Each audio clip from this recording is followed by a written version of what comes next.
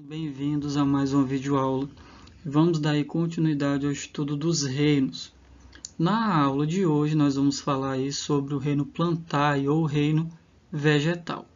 Lembrando que semana passada vocês fizeram aí uma pesquisa, espero que realmente todos tenham feito essa pesquisa, onde vocês iam estar relacionando os fungos com os vegetais, relatando aí as diferenças e, porventura, algumas semelhanças existentes entre esses dois grupos.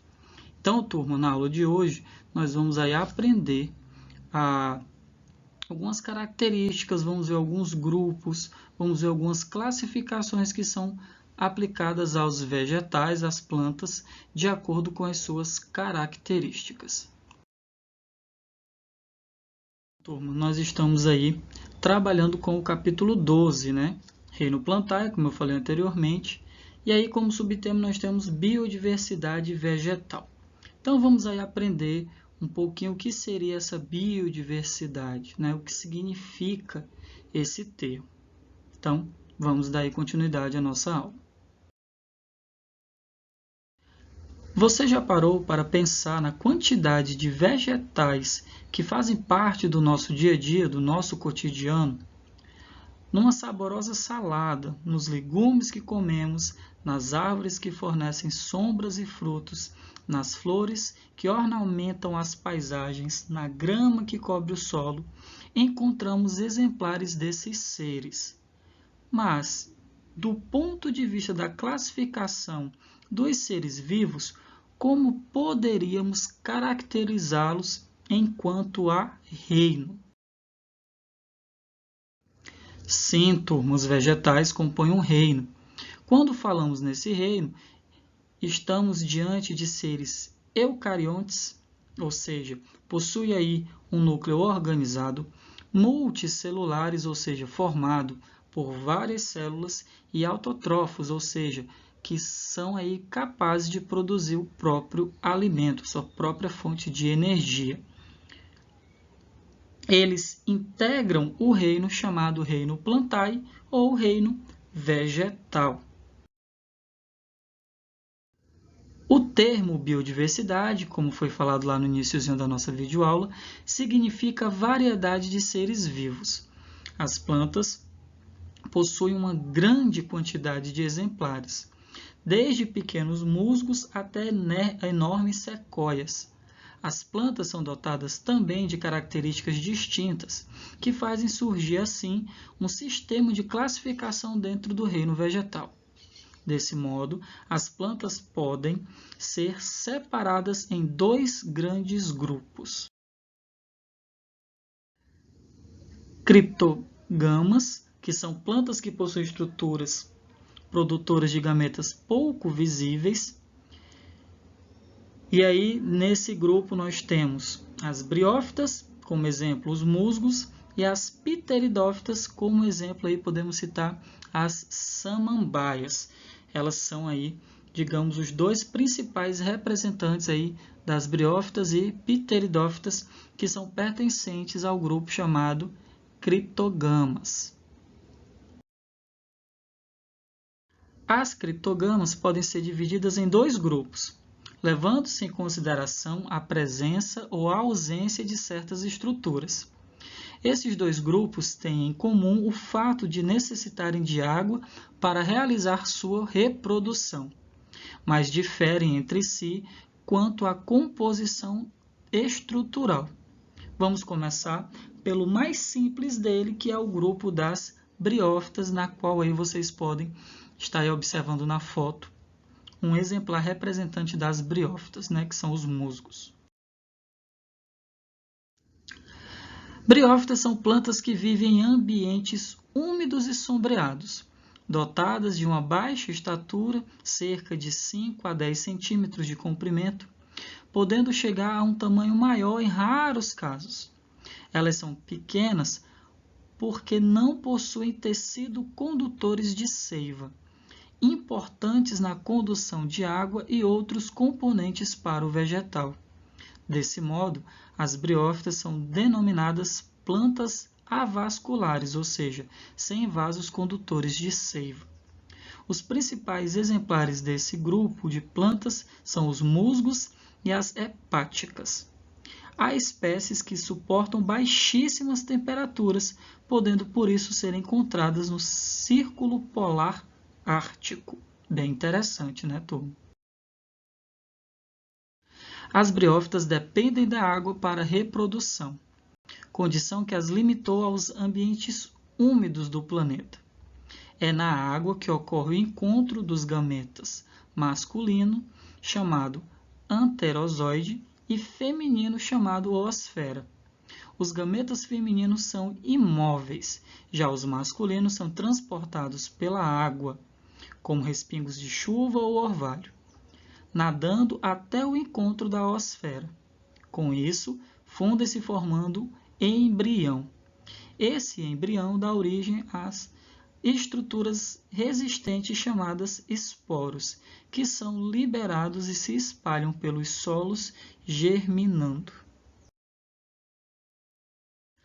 Essa fase assexuada em que o embrião produz esporos chama-se esporófito. Os esporófitos, quando maduros, liberam os esporos e então morrem. Então, turma, como vocês estão observando aqui, essa região aqui é o esporófito. Então, quando ele amadurece, ele libera, como nós estamos vendo aqui, os esporos e morre. A organização estrutural das briófitas é composta de filoide, pequena lâmina que se parece com uma folha, cauloide, eixo principal onde se prendem os filoides, e rizoide, estrutura responsável pela fixação do vegetal e absorção de água e sais minerais. Então, as briófitas não possuem folha, caules e raízes. Elas possuem estruturas que se assemelham a essas que eu citei anteriormente. Já as pteridófitas é o primeiro grupo de plantas na escala da evolução a possuir tecidos condutores de seiva. Este fato faz com que as pteridófitas também sejam conhecidas como traqueófitas. A presença de tecidos condutores foi uma evolução importante para a conquista do ambiente terrestre. A partir de então, passaram a existir plantas de tamanho maior e com facilidade de transporte de nutrientes dentro do vegetal.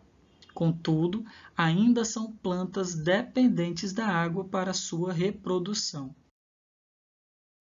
Nesse caso, esses vegetais produzem uma estrutura reprodutiva chamada soro, que está aqui, turma, nessa imagem aqui que eu estou mostrando o pontinho vermelho, tá certo? Isso aqui são os soros, certo?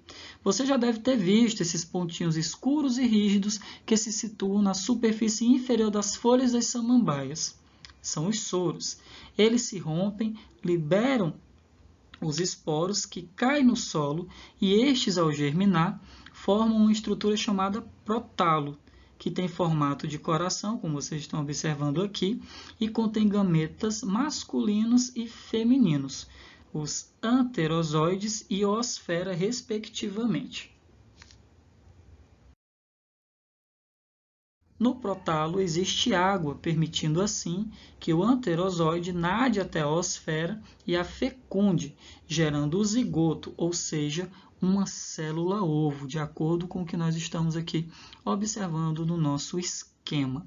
Está aqui o prótalo, aqui ocorre aí a fecundação, ocorre aí a formação do zigoto, né, que seria aí a nossa célula-ovo, e todo o ciclo se repete. As avencas e as samambaias são as principais representantes do grupo das pteridófitas. Então, aqui nós temos à sua esquerda as avencas e aqui à sua direita as samambaias. Em relação à organização estrutural das pteridófitas, temos, diferente do que nós vimos lá nas briófitas, nas pteridófitas nós já temos aí a estrutura folha, estrutura laminar capaz de realizar a fotossíntese, o caule, estrutura capaz de conduzir seiva bruta da raiz para as folhas e seiva elaborada das folhas para a raiz. A seiva bruta é aquela conduzida a partir das raízes para as folhas, levando as substâncias retiradas do solo. Já a seiva elaborada é resultante da fotossíntese e distribuída pelos tecidos de toda a planta para sua nutrição. O curioso é que nas samambaias o caule é subterrâneo e recebe o nome de rizoma. E aí, finalmente, as raízes, que são estruturas subterrâneas, ou seja, ficam abaixo do solo, capazes de absorver os nutrientes do solo. Temos aí agora o grupo as fanerogamas. São plantas que possuem estruturas produtoras de gametas bastante visíveis, diferente aí do que nós vimos no grupo anterior. Espécies conhecidas de fanerogamas são as gimnospermas, que podemos citar como exemplo aqui os pinheiros, e as angiospermas, que aqui na nossa imagem está sendo representada por uma laranjeira. E ainda falando sobre as fanerogamas, vamos conhecer agora um grupo de vegetais bastante numeroso, que é dotado de estruturas reprodutoras visíveis e que conhecemos bem, que são as sementes, que em algumas espécies nós chamamos essas sementes de caroços. Então vamos agora começar a falar sobre as gimnospermas. Com características diferentes dos dois grupos anteriores, essas plantas são dotadas de sementes, não dependem de água para a reprodução e também possuem vasos condutores de seiva. Por essa razão, são consideradas traqueófitas. Esse grupo estão aquelas que não apresentam fruto. Por isso tem aí essa nomenclatura, porque gímenos significa nu e esperma significa semente. São representantes desse grupo os pinheiros, as sequoias e as cicas. Então aí a palavra gimnosperma significa, no sentido literal da palavra, semente nua. Na reprodução, o estróbilo masculino produz grãos de pólen, que serão transportados para os estróbilos femininos, onde se encontram os óvulos. Esse processo chamamos de polinização, que pode ocorrer pela ação do vento, ou pela ação dos pássaros, ou até mesmo de alguns insetos. Existe aí a autopolinização, né, quando o pólen da flor fecunda a mesma flor, né, no caso, um exemplo. E temos aí a polinização cruzada, que é quando o pólen de uma flor vai fecundar outra. No estróbilo feminino, esses grãos formam o tubo polínico, que cresce até penetrar o óvulo, onde ocorre o encontro do núcleo espermático anterozoide com a osfera, gameta masculino e feminino, respectivamente, como eu já falei aí nos outros exemplos, formando o embrião. O óvulo que comporta o embrião transforma-se numa casca bem resistente e repleta de nutrientes para provê-lo de proteção e alimento. É o que conhecemos hoje como semente. Além disso, a semente facilita a dispersão da planta, podendo se espalhar por regiões distantes de onde a planta se formou. E aí ao lado vocês estão observando aí todo o esquema que eu acabei de explicar a vocês. Nas gimnospermas, sua estrutura corporal possui a presença de raiz, caule, folha, estróbilo e semente exposta. No caso das gimnospermas, não existe aí um fruto para proteger essa semente. As angiospermas são as fanerogamas mais bem adaptadas ao meio ambiente terrestre, compondo a maior parte dos vegetais. Mesmo se assemelhando às gimnospermas pelo fato de possuírem semente, as angiospermas diferem principalmente por apresentarem flores e frutos. Aí dentro do grupo das angiospermas existe uma classificação muito particular que leva em conta a presença de um ou dois, olha aí o trava-língua, cotiledones, as folhas primordiais dos embriões das plantas, que são ricos em reservas de nutrientes importantes para o desenvolvimento inicial do vegetal. Estamos vendo aí. Temos aí os monocotiledôneas, possuem um cotiledônio, como o caso aí nós poderíamos citar a bananeira, o arroz e as gramíneas. E nós teríamos também aí os dicotiledôneas, que possuem 2 cotiledôneos, como a goiabeira, a mangueira e a magnólia. Então, só para vocês entenderem melhor, vamos aqui, ó. Temos aqui a semente do milho, certo? E temos aqui a semente do feijão. Então, a gente observa que o grão do feijão ele é formado por 2 partes. Então, classificado aqui como dicotiledôneas. Já o grão do milho, ele não possui essas 2 partes, né? A gente não consegue aí dividir, né? A estrutura do grão do milho não tem aí 2 bandas, vamos falando aí no bom cearês, né? Então, isso é o que vai diferenciar. Então, nesse caso, como nós possuímos aí 2 bandas no grão do milho, ele se classifica como monocotiledôneas, ok? Para vocês entenderem melhor. A reprodução das angiospermas também se dá por polinização, mas elas possuem estruturas reprodutivas mais especializadas, como as flores, onde ocorre a fecundação, a formação da semente e dos frutos. Os grãos de pólen são formados numa estrutura chamada estame e deslocados até o ovário, que contém as células reprodutoras femininas. Esse transporte é feito pela ação de pássaros ou insetos, que nós chamamos aí de agentes polinizadores, que se alimentam desses grãos. Assim, ao se alimentar entre uma flor e outra, esses animais transferem grãos de pólen. Por isso existem tanta variedade de flores coloridas e com aromas diversos para atrair os polinizadores. Que interessante, né? A gente percebe aí o quanto a natureza é sábia.